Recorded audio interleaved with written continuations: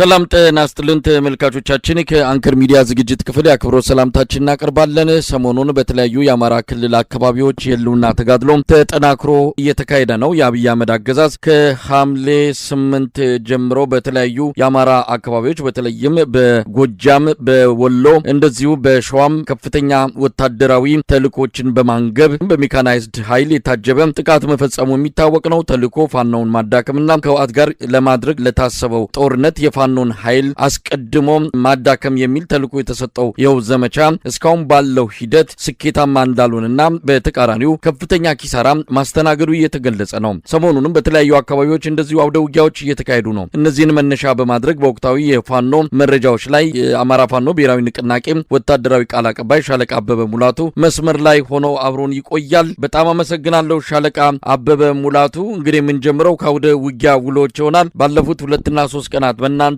ቀጠናም ጨምሮ አፋብን በሚንቀሳቀስባቸው አካባቢዎች የተካሄዱ አውደ ውጊያዎች ካሉ መረጃውን እንድታካፍለን እድሉ ልስጥ። አመሰግናለሁ ጋዜጠኛ መሳይ። የአማራ ፋኖ ብሔራዊ ንቅናቄ አፋብን ኃይሎች በተለያዩ ግንባሮች የወሰዷቸውን የተወሰኑ ኦፕሬሽኖችና የግንባር ውሎችን እንደሚከተለው አቀርባለሁኝ። በጎጃም በርካታ ተጋድሎች ተደርገዋል። አገዛዙ አጸዳለሁ ደመስሳለሁ የሚል ቀቢጸ ተስፋ ይዞ በርካታ የጦር መኮንኖችን ከጀነራል ታችኛው እርከን ድረስ ያለ አዋጊ የጦር መኮንን ይዞ በርካታ እግረኛ ሰራዊት ይዞ የገባ ቢሆንም ምናልባት ንጹሃን ላይ የሚጨክን ክንድ ያለው ትላልቅ መሳሪያዎች በትላልቅ ቅንቡላዎች ህዝብን ንጹሃንን የመጨፍጨፍ አባዜ የተጠናወተው የአገዛዙ ጥምር ጦር ንጹሃን ላይ እና የንጹሃን ሀብት ንብረት ላይ ጥቃት ከማድረስ በዘለለ ባቀደው ልክ ፋኖን አጠፋለሁ ብሎ በተንቀሳቀሰው ልክ ሳይሳካለት ኦፕሬሽን ሁሉ የመከነበት አጋጣሚ ነው ያለው። በጎንደርም በተመሳሳይ እንደዚሁ ቀቢጸ ተስፋውን ይዞ ተንቀሳቅሷል። ግን ደግሞ በዚህም ላይ ያሰበውን ሳያሳካ ነው የቀረው። ወሎም ላይ እንደዚሁ በተመሳሳይ በርካታ ተጋድሎች እየተደረጉ ነው። ይልቁንም ፋኖን ከማጽዳት ጋር ተያይዞ የሄደበት ርቀት አመርቂ ውጤት አላመጣለትም። ይልቁንም ከህዝብ እየተነጠለ ያለበት ሁኔታ ነው ያለው። በተለይ ደግሞ በሃይማኖት ተቋማቶች ላይ እያደረገ ያለው የከባድ መሳሪያ ጥቃት፣ የድሮን ጥቃት፣ በመሬት ላይ ያሰለፋቸው እግረኛ ሰራዊቶች የንጹሃኖች ጋር ያለው ጥቃት፣ ንጹሃኖችን የሚያጠቁበት መንገድ፣ ሴቶችን የሚደፍሩበት መንገድ፣ ሀብት ንብረት በማናለብኝነት የሚያወድሙትን ነገር ስናይ በጣም ከባድ ነውና ከዚህ ጋር ተያይዞ አገዛዙ ምን ያክል የሽንፈት ጣሪያ ላይ እንደደረሰና ለሽንፈቱም ትልቁ ማሳያ በንጹሃኖች ላይና ቀደም ሲል እንደዘረዘርኩት እነዛ ተግባሮች ላይ መሳተፉ ዋነኛ የሽንፈቱ መገለጫ ነው ብለን ነው የምናምነው። ከዛ ጋር ተያይዞ በወሎ ምድር ላይ በርካታ ያገዛዙ ሰራዊት ሰምጦ እየቀረ ያለበት ነባራዊ ሁኔታ እንዳለ ጠቆም አድርጌ ማለፍ ፈልጋለሁኝ። እንደዚሁ በሸዋና በወለጋ ላይ ሲሄድ ደግሞ ሸዋ ላይ ሰሞኑን እንደዚሁ በርካታ ትንቅንቆች ተደርገዋል። በተለይ ከወታደራዊ ተጋድሎቹ በዘለለ የህዝባዊ ውይይቶች በማድረግ ህዝቡን የትግሉ መነሻ ምን ይመስላል፣ እንዲሁም ደግሞ አሁን ሰራዊቱ ወጥቶ እየታገለበት ያለው ሁኔታ ህዝባችን በብቃትና በጥልቀት እየደገፈን ያለበት ትልቁ የትግሉ ገፊ ምክንያት ምንድነው የሚለውን በማስረዳት እንዲሁም ደግሞ ትግሉ አሁን ያለበት ወቅታዊ ቁመና ከዛም አልፎ ተርፎ ልማትና ትግሉ እንዴት መሆን መቻል አለበት፣ ወደፊት ክረምት ከመሆኑ ጋር ተያይዞ የአዝመራ ወቅት ከመሆኑ ጋር ተያይዞ መሰል ጉዳዮችን በማንሳት የጋራ ውይይት በማድረግ የወደፊት አቅጣጫዎችን በማስቀመጥና አገዛዙን እንዴት ተፋልመን መጣል እንዳለብን የጋራ ምክክር በማድረግ ረገድ በሁሉም ቀጠና በወሎም፣ በጎጃም፣ በጎንደርም፣ በሸዋም እንደዚሁ ተመሳሳይ የሆኑ የህዝብ ውይይቶች እየተደረጉ ያለበት ሁኔታ አለ። ከዚህ በዘለለ ግን የወታደራዊ እንቅስቃሴዎችን ስናይ አገዛዙ ከምንም በላይ የሞት ሽረት ትግል አይኑን ጨፍኖ እያደረገ ያለበት ሁኔታ እንዳለ እናስተውላለን። ግን ደግሞ አገዛዙ ህገ መንግስቱን ተገን በማድረግ አጀንዳ ቀርጾ እቅድ አቅዶ በተንቀሳቀሰበት መልኩ ምንም አይነት ለውጥ ሳያመጣ በርካታ ሰብአዊ ኪሳራ እየደረሰበት መሆኑን ጠቆም ማድረግ እፈልጋለሁ። እንዲሁም በወለጋ ቢዛሞ ዋንሻ ሰይድ እዝ በኩል እንደዚሁ በርካታ ቦታዎችን እየተቆጣጠሩ ያገዛዙን የጦር መኮንኖች አመራሮች በመደምሰስ ስትራቴጂክ የሆኑ ቦታዎችን በመቆጣጠር እና በዛ አካባቢ ያለው ያገዛዙን ጥምር ጦር ስጋት ውስጥ ከመክተትም በዘለለ ለቆ እንዲሸሽም በማድረግ ረገድ በርካታውን ግንባር ሸፍነው የአንበሳውን ድርሻ ወስደው እየታገሉ ያለበት ሁኔታ ነው ያለ። የሐምሌ 20 ቀን 2018 የግንባር አውደ ውሎችን በተመለከተ በሸዋ ጠቅላይ ግዛት አሳምነው እዝ በኩል የግንባር አውደ ውሎች አሉ።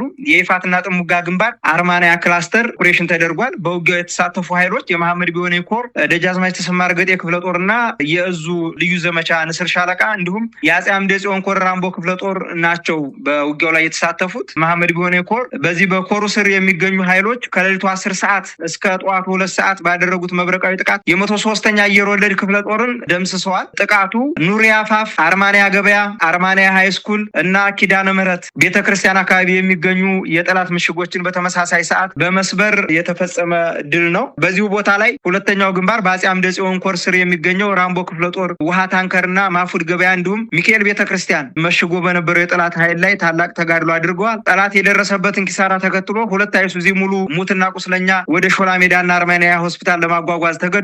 የጠላት ኃይል መክዳት ጋር ተያይዞ በተደጋጋሚ ምት የደረሰበት ኃይል በሌሎች ቦታው ላይ እንደዚሁ የመክዳት የመፍረስ አዝማሚያ እያሳየ ያለበት ሁኔታ ነው ያለ። በአጼ ዘርዓ ያዕቆብ ኮር ስር የሚገኘው በፈቃዱ በላይ ክፍለ ጦርን የተቀላቀሉ የመንግስት ሰራዊት የመዋጋት ሞራል በከፍተኛ ደረጃ የወረደ ሲሆን መዋጋት ሞራላቸው በከፍተኛ ደረጃ ወርዷል። በተመሳሳይ ሌሎች ቦታዎችም ላይ እንደዚሁ ወሎም ላይ በርካታ ያገዛዙ ሰራዊት እየከዳ ነው። ሌሎችም ቦታዎች ላይ በተመሳሳይ ጦርነቱ ፍትሃዊ አለመሆኑንም የተገነዘቡ የሰራዊቱ አባላት ምሽግ እየለቀቁ የፋኖን ኃይሎች እንዲሁም ህዝባቸውን እየተቀላቀሉ ያለበት ሁኔታ እንዳለ ነው ጠቆም ማድረግ የምፈልገው። ዛሬም የኮማንዶ አባላት በፈቃዱ በላይ ክፍለ ጦርን የተቀላቀሉ ሲሆን ክፍለ ጦሩም ሞቅ ያለ አቀባበል አድርጎላቸዋል። አንደኛው ግንባር በወሎ ጠቅላይ ግዛት ወይም ወሎ ቤት አማራ ምኒልክ እዝ በኩል ነው። የዳውንት ወረዳ ነጻ መውጣትና ተያያዥ የደፈጣ ጥቃቶችን በተመለከተ የ106ኛ ኮር 31ኛ ሰንጥቅ ክፍለ ጦርና ጽናት ክፍለ ጦር እንዲሁም የክፍለ ጦሩ 2ኛ ሻለቃ ሲሆኑ የተገኘው ድል ጋር ተያይዞ ዳውንት ወረዳ ሙሉ በሙሉ ከአገዛዙ ሰራዊት ነጻ ወጥቷል። መዋቅሩን አፍርሶ ወደ ጨጎማና ወተዮ ቆላማ ቀበሌዎች የተበታተነ ሲሆን በርካታ የሚሊሻና የፖሊስ አባላት ተማርከዋል። የደፈጣ እርምጃውን በተመለከተ ከዳውንት ወረዳ ከከበባ አምልጦ ወደ ዋላ ጋሸና ለመሸጋገር የሞከረውን የጠላት ኃይል ዋድላና ደላንታን በሚያገናኘው የዣጣ ድልድይ ማሽላ ሆድ በተባለ ቦታ የ31ኛ ክፍለ ጦር 2ኛ ሻለቃ ባደረገው የደፈጣ ጥቃት ደምስሶ በርካታ የክላሽንኮቭ መሳሪያዎችን መማረክ ተችሏል። ሌላው ለሚ ሮቢትና ደማስቆ ከተማ ነጻ መውጣት ጋር ተያይዞ የተሳተፉት ኃይሎች በዚህ አውደ ውጊያ ላይ የ105ኛ ኮር 45ኛ መብረቅ ክፍለ ጦር የደምሰው ጎሹ ሻለቃ ሲሆኑ በዚህ አውደ ውጊያ ላይ የተገኘውን ድል በተመለከተ የደምሰው ጎሹ ሻለቃ በወሰደው ድንገተኛና መብረቃዊ ጥቃት ለሚ ሮቢትና ደማስቆ ከተማን ሙሉ በሙሉ መቆጣጠር ተችሏል።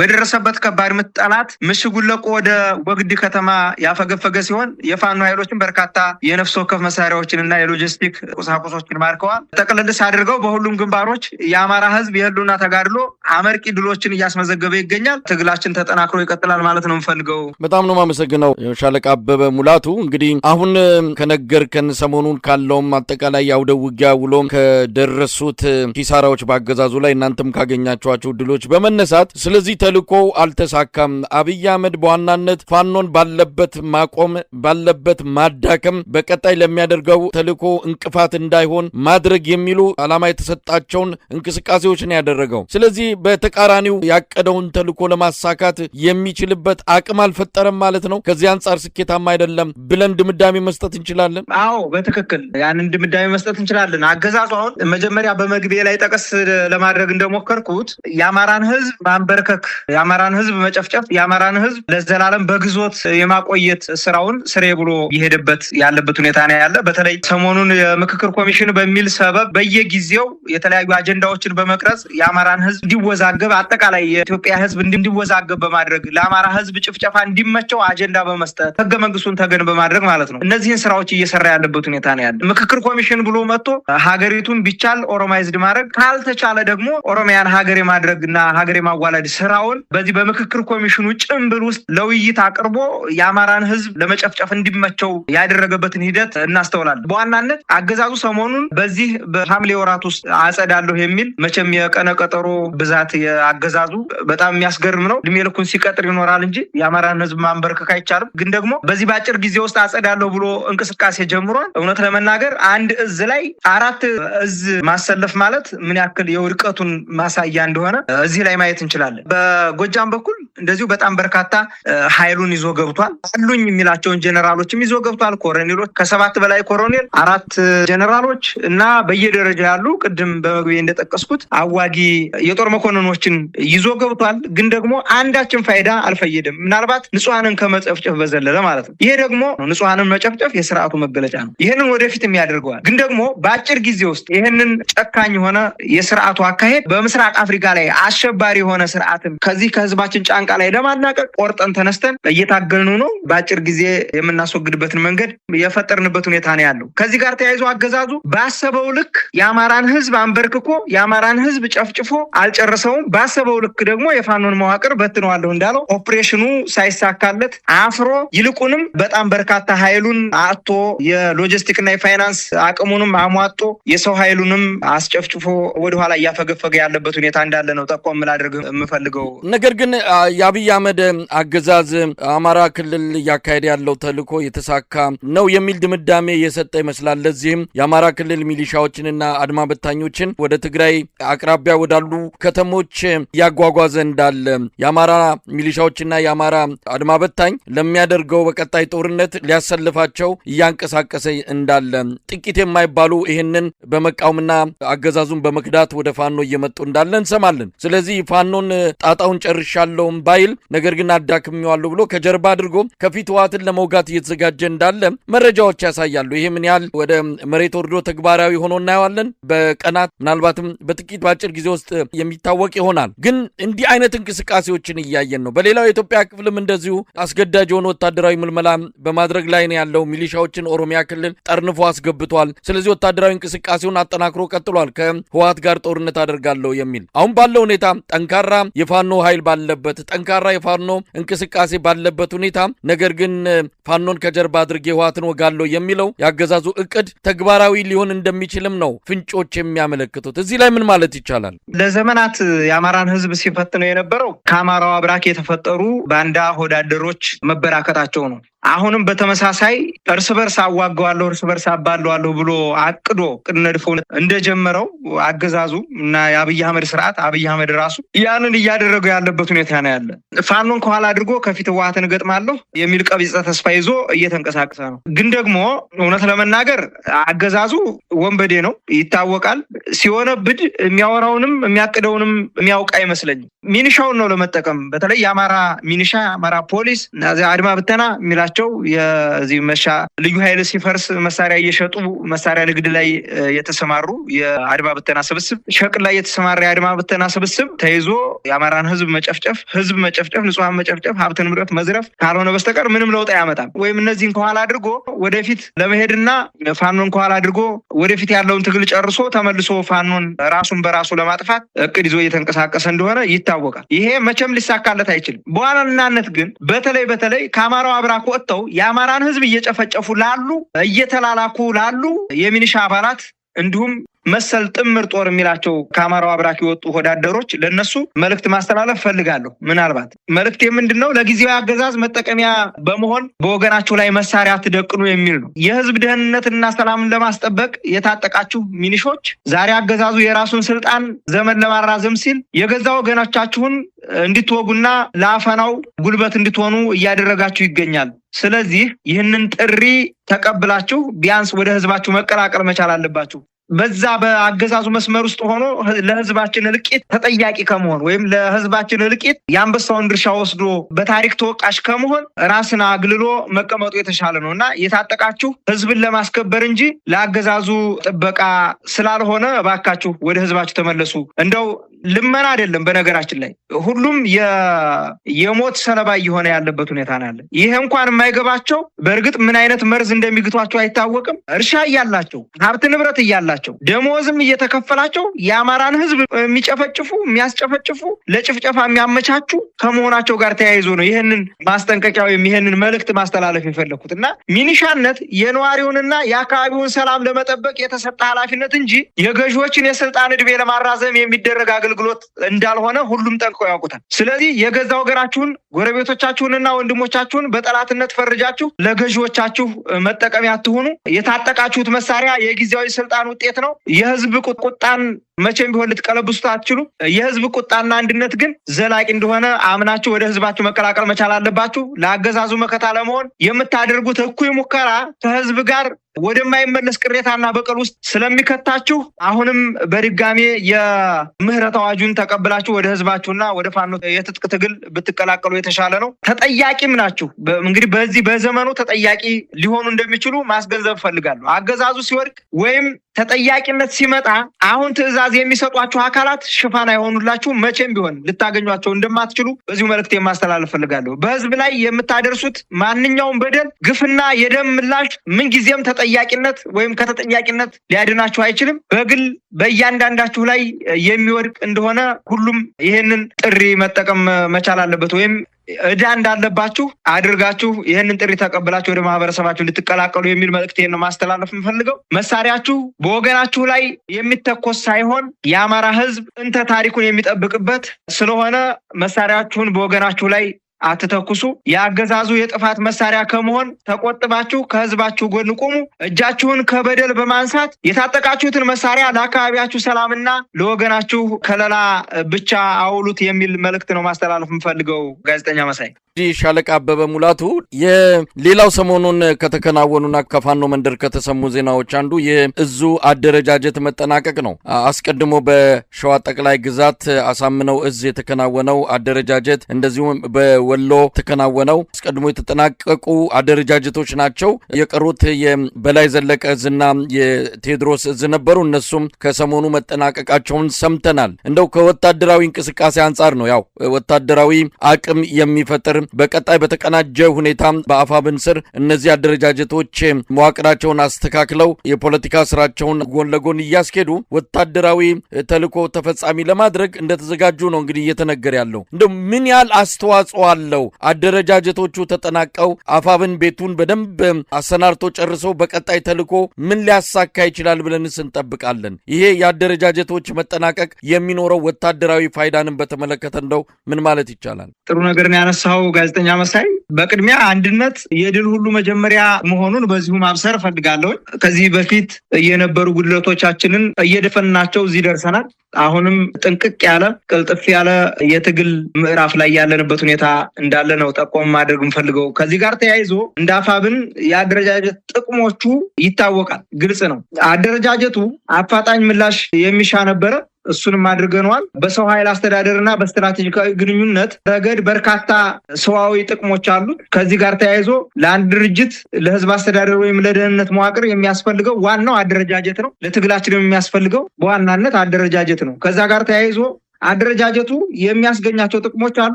ፈጣን የመረጃና የምላሽ ስርዓት ነው። አደረጃጀቱ በየአካባቢው እየተዋቀረ በመሆኑ ድንገተኛ አደጋዎች፣ የደህንነት ስጋቶች ወይም ስትራቴጂካዊ ጥሪዎች በሚፈጠሩበት ጊዜ ያለምንም ማመንታት ያለምንም ችግር ዝግጁ ለመሆን ስለሚያስችል እና ፈጣን ምላሽም ለመስጠት ስለሚያስችል አደረጃጀቱ በዋናነት አስፈላጊ ከመሆኑ ጋር ተያይዞ አደረጃጀታችንን ጨርሰናል። የተሳለጠ ስራዎችንም ለመስራት እንደዚሁ አደረጃጀቱ ከምንም በላይ አስፈላጊ ነው። መሬት ላይ የሚሰበሰቡ እያንዳንዶቹ የመረጃ ስራዎችን በፍጥነት ወደ ማዕከላዊ ማዘዣ በማምጣት ወደ ወታደራዊ ካውንስሉ፣ ወደ ፖለቲካል ካውንስሉ ሄደው በርካታ ስራዎች የሚሰሩበትና በአደረጃጀቱ ትግሉ ወደፊት በፍጥነት የሚጓዝበትን መንገድ ለማመቻቸት ትልቅ በር የከፈተ ነው። የውስጥ አደረጃጀቱ በየአካባቢው ባሉ አባላት ላይ ስለሚተማመንም የሎጂስቲክ እና የትራንስፖርት ሌሎች ወጪዎችን በከፍተኛ ሁኔታ ይቀንሳል። ከዚህ በፊት ብክነት የነበረውን በተለይ የፋይናንስ እና የሎጂስቲክ ብክነቱ አሁን አደረጃጀቱ ወደ አንድ ሲመጣ ለሁሉም እኩል ተደራሽ የሚሆንበትና ከምንም በላይ ጠንክረን ወደፊት የምንመጣበትን ምዕራፍ ያሳየ ሂደት ነው። ሌላው እንግዲህ የህዝባችንን ማደረጃጀት ስንሰራ በየአካባቢው ያለው አደረጃጀት ማህበረሰቡ ባህሉን፣ ወጉን እንዲሁም ስነ ልቦናና ፍላጎቱን በጠበቀ መልኩ በአደረጃጀት ወጥ በሆነ አደረጃጀት ተሰርቶለት በድርጅቱ ህግና ደንብ መሰረት እንዲንቀሳቀስ የማድረግ ኃላፊነት ስላለብን አደረጃጀቱ ከምንም በላይ አስፈላጊ ነው እና ይሄን ያለው ሌላው የተሻለ ቅንጅት አድርጎ ለመስራትም የተሻለ ቅንጅትና የአመራር ግልጸኝነትን ፈጥሮ ለመስራት እያንዳንዱ የእዙ አባላት የድርጅቱ አባላት የድርጅቱ አመራርና አባላት በየአካባቢው ያሉ መዋቅር የራሱ የሆነ ግልጽ ስራ እና የሥራ መደራረብን እየቀነሰ ግልጽ ስራዎችን እንዲሰራ ያደርጋል። በየአደረጃጀት ውስጥ የትኛውም ክፍል ምን እየሰራ እንደሆነ ለማወቅና የአባላትን እንቅስቃሴ በቀላሉ ለመከታተልም ያመቻል። ከዚህ ጋር ተያይዞ የአማራ ፋኖ ብሔራዊ ንቅናቄ አደረጃጀት በዋናነት የመረጃና ደህንነትን ለማጠናከር፣ አሰራርን ለማቀላጠፍ፣ የኮሙኒኬሽን ፍሰትን ለማስጠበቅና አደጋዎችን በቅጽበት ለመመከት የሚረዳ ስለሆነ በዚህ ስትራቴጂካዊ መዋቅር ውስጥ ድርጅታችን መንቀሳቀሱ ወይም በዚህ ስትራቴጂክ መዋቅር ውስጥ መሆኑ ከምንም በላይ የሚያስደስት ነው። ይሄ ደግሞ ይበል የሚያሰኝ ነው። እንግዲህ አንድነት ከምንም በላይ ኃይል ነው። ከዚህ ጋር ተያይዞ በአንድነቱ የመጣው አደረጃጀት ወደፊት ለትግላችን ትልቅ አመርቂ ውጤት ሊያመጣ እንደሚችል በዚሁ ጠቆም አድርጌ ማለፍ ፈልጋለሁኝ። ጋዜጠኛ መሳይ ምናልባት በተረዳሁት ልክ ነው። ግልጽ ካልሆንኩኝ ደግሞ ጥያቄውን መልሰ መጠየቅ ትችላለህ። በትክክል አንስተዋል ሻለቃ አበበ። ያው የአማራ ፋኖ አደረጃጀቶችን አጠናቆ 2 ምዕራፎችን የተሻገረው በዚህ አደረጃጀት መጠናቀቅን ተከትሎ 3ኛው ምዕራፍ የአገዛዙን ዘመን እንዲበቃ ማድረግ ነው። በዚህ አንጻር መቼና የት የሚለው ነገር አሁን ሊገለጽ የማይችል ቢሆንም ነገር ግን ካለው አጠቃላይ የአማራ ሕዝብና የኢትዮጵያ ሕዝብ እየደረሰበት ካለው መጠነ ሰፊ መከራና ሰቆ አንጻር ጊዜው በቶሎ አጥሮና የትግሉ ዘመን ተጠናቆ የኢትዮጵያ ህዝብ እፎይታን የሚያገኝበት ጊዜ እንዲመጣ ነው። ከዚህ አንጻር ምን እንጠብቅ? እንግዲህ አሁን ክረምቱም ገብቷል። አብይ አህመድ ክረምት ከእናንተ ጥቃት ሳይዘነዘርበት ወይም ደግሞ በእናንተ በኩል ፈተና ሳይገጥመው መሻገር ይፈልጋል። የአየር የበላይነት ይሰጠኛል ብሎ የሚያምነው የበጋ ጊዜ ነው የሚፈልገው። ክረምቱን በእጅጉ የሚሰጋውና የሚፈራው ወቅት ነው። ስለዚህ ባለ በሌላ ኃይሉ እናንተም በአንድ ቦታ እንዳትንቀሳቀሱ በማድረግ የክረምቱን ጊዜ መሻገር ይፈልጋል። ከዚህ አንጻር አደረጃጀቶቹ መጠናቀቃቸው በቶሎ ይህንንም ክረምት ተጠቅሞ አገዛዙን ማዳከም ብሎም ማስወገድ ይቻላል የሚለው ግምት አሁንም ጎላ ብሎ እየተሰማ ያለ ነው። በዚህ አንጻር ምን ማለት ይቻላል? እንግዲህ አገዛዙ ይችን ክረምት በመጠቀም ጭንቀቱን ለማርገብ ይመስላል እንግዲህ ከቤተ መንግስት ከየተኮለኮሉበት የሞቀ ቢሮአቸው እያስነሳ ወደ ጫካ ድርግም እያደረጋቸው ያለ ጀነራሎችንም ጭምር ይችን ክረምት ለማለፍ ነው። ይችን ክረምት ካለፍኩኝ ምናልባት የመትረፍ እድል ይኖረኛል የሚል እሳቤ ይዞ ነው እየተንቀሳቀሰ ያለ። አገዛዙን ሊያዳክሙ ይችላሉ ተብለው የሚገመቱ አንዳንድ ሁኔታዎች አሉ። የህዝባዊ እምቢተኝነት ይታወቃል። ህዝቡ ከምንም በላይ የጾመው አገዛዝ ነው። በገባበት ሁሉ መሬቱም ህዝቡም የከዳው ለህዝብ የማይመጥን ይልቁንም ባንኩንም ታንኩንም ይዞ በሽብር ወንጀል ላይ እየተሳተፈ ያለ ሽብርተኛ የሆነ ስርዓት እንደሆነ ይታወቃል። ከዚህ ጋር ተያይዞ ህዝባዊ እምቢተኝነት ወደፊት ሊመጣበት እንደሚችል ያውቃል። ህዝቡ ከምንም በላይ ጾሞታል። ለዛም ነው ህዝቡን ከምንም በላይ እየደበደበው በድሮንም መሬት ላይ ባሉ በምድር ተሽከርካሪ በመድፍም በከባባድ ቅንቡላዎችም ህዝቡንና ሀብት ንብረቱን እየጨፈጨፈ ያለበት ሁኔታ ይችን ክረምት እንደምንም ብሎ ውጥረት እንትን ብሎ ምናልባት መስከረም በኋላ ይነጋልኛል ደመናው ምኑም ስለማይኖር በዛ ላይ ደም እያፋሰሱ ራሴን ለማቆየት ምቹ ይሆንልኛል ብሎ ባሰበው መንገድ ነው እየተንቀሳቀሰ ያለው። ግን ደግሞ ይሄ ሊሳካ አይችልም። አንድን አገዛዝ ለማዳከም ከሚረዱት ዋና ምክንያቶች አንዱ ሰፊ ስፋት ያለውና የተቀናጀ ህዝባዊ እንቅስቃሴ ማድረግ ነው። ያንን ደግሞ እያደረግነው ነው። ከምንም በላይ ህዝቡ ከኛ ጎን እንደሆነ ጠንቅቆ ያውቃል። ያ ስጋቱም ነው ህዝቡ ተሸማቆ መንግስትን እንዲደግፍና ከኛ አቅፍ ውስጥ እንዲወጣ ነው አንገቱን ደፍቶ ፈሪ የሆነ ትውልድ፣ የቆዘመ ትውልድ፣ በስነ ልቦና ጫና ውስጥ ያለ ትውልድ ለመፍጠር ነው በነጋ በጠባው በከባድ መሳሪያ የሚጨፈጭፈው። ግን ደግሞ ሚስማር በመቱት ቁጥር ይጠብቃል እንደሚሉት አበው ከምንም በላይ ይሄ ህዝብ በተመታ ቁጥር ሀብትም ንብረቱ በወደመ ቁጥር እኛም በተመታን ቁጥር እየጠበቅን ያለንበት ሁኔታ ነው ያለ። በደንብ እየጠነከርን ያለንበት ሁኔታ እንዳለና አሁን ከአገዛዙ ካሰማራው ኃይል አቻ የሆነ ኃይል ገንብተን እየተንቀሳቀስን ያለንበት ሁኔታ እንዳለ ነው ጠቆም ማድረግ የምፈልገውና በተጨማሪም የኢኮኖሚ ውድቀት፣ የዋጋ ንረትና የገንዘብ እጥረት የአገዛዙን አስተዳደርና የደህንነት መዋቅር የማስኬድ አቅም ስለሚያዳክምበት ከዚህ ጋር ተያይዞ ከሌሎች ሀገራቶች ጋር በተለይ የኢትዮጵያን መፈራረስ ከሚመኙ ሀገራቶች ጋር ግንኙነት እየፈጠረ አጋር እያደረገ ከምንም በላይ አገሪቱን እያዳከማት እንዳለ ነው ጠቆም ማድረግ የምፈልገው። ከዚህ ጋር ተያይዞ አገዛዙ እየተዳከመ ያለበትን አንዱን እንኳን ጠቀስ ባደረግ የመዋቅርና የአመራር መከፋፈል አለበት። አንዳንድ ቦታዎች ላይ አመራር ለአመራር መግባባት የለም። ለእኛም የሚሰሩ ይኖራሉ የሚል ስጋት ውስጥ ስላለ አባሉም አመራሩም በጥርጣሬ ያለበት ሁኔታ እንዳለ ነው። በመንግስትና በደህንነት መዋቅሮች ውስጥ የሚደረጉ አለመግባባቶችም አሉ። ከደረጃ በታች ባሉ መዋቅሮች ዘንድም የሚታይ የታዛዥነት መሸርሸር፣ የከፍተኛ አመራሮች መከፋፈል የአገዛዙን እድሜ በእጅጉ ያሳጥሩታል። አገዛዙ ትልቅ ጭንቀት ላይ ነው ያለው። አገዛዙን ማዳከም ብቻውን በቂ አይደለም። ግልጽ የሆነ የተቀናጀ መዋቅር ያስፈልጋል። ያንን መዋቅር ሰርተናል። የወደፊት ራዕይና ብቁ አመራር ከሌለ የሚፈጠረው የስልጣን አካሄድ ባዶነት እንደሆነ እንረዳለን። አገዛዙ የጸጥታና የመከላከያ መከላከያ ኃይሉን በገንዘብ ኃይል እንደያዘው ይታወቃል። በተለይ ወረዳዎች ላይ በእያንዳንዱ እሱ ተደብቆ ያለባቸው ከተሞች ላይ ያለው የመከላከያ ሰራዊት ወረዳው ላይ ካሉ ካቢኔዎች በሚከፈለው ገንዘብ አማካኝነት ነው የቆየው እስካሁን። በእርግጠኝነት ፈርሶ ላለማለቁም ትልቁ ምክንያት ከአማራው አብራክ የወጡ ሆዳደር ካቢኔዎች ከማህበረሰቡ እያሰባሰቡ ከየትም እያሉ በጉቦ የያዙት መከላከያ ሰራዊትና ጥምር ጦር እንደሆነ የጸጥታ ኃይል እንደሆነ ሊታወቅ ይገባል። አገዛዙን ማዳከም የሚቻለው በስሜት በሚደረግ እንቅስቃሴ ሳይሆን በተደራጀ መዋቅር ነው። ያንንም እያደረግን ነው። በተቀናጀ አካሄድ፣ በጠንካራ የመረጃና ደህንነት እንዲሁም ግልጽ በሆነ የፖለቲካ አማራጭ ላይ የተመሰረተ እንቅስቃሴ ሲኖር ብቻ እንደሆነ ተረድተን በዛ ልክ ራሳችንን ከአገዛዙ የተሻለ እና አማራጭ ኃይል ሆነን እየተንቀሳቀስን ያለንበት ሁኔታ እንዳለ ጠቆም ማድረግ እፈልጋለሁ። ይሄ ነው እንግዲህ ከሞላ ጎደል ያለው። ጋዜጠኛ መሳይ በጣም ነው አመሰግነው። ሻለቃ አበበ ሙላቱ የአማራ ፋኖ ብሔራዊ ንቅናቄ አፋብን ወታደራዊ ቃል አቀባይ፣ ለማብራሪያውም በአጠቃላይ ለመረጃዎቹም በአንከር ሚዲያ ታዳሚው ስም ከልብ አመሰግናለሁ። እኔም ከልብ አመሰግናለሁ ጋዜጠኛ መሳይ።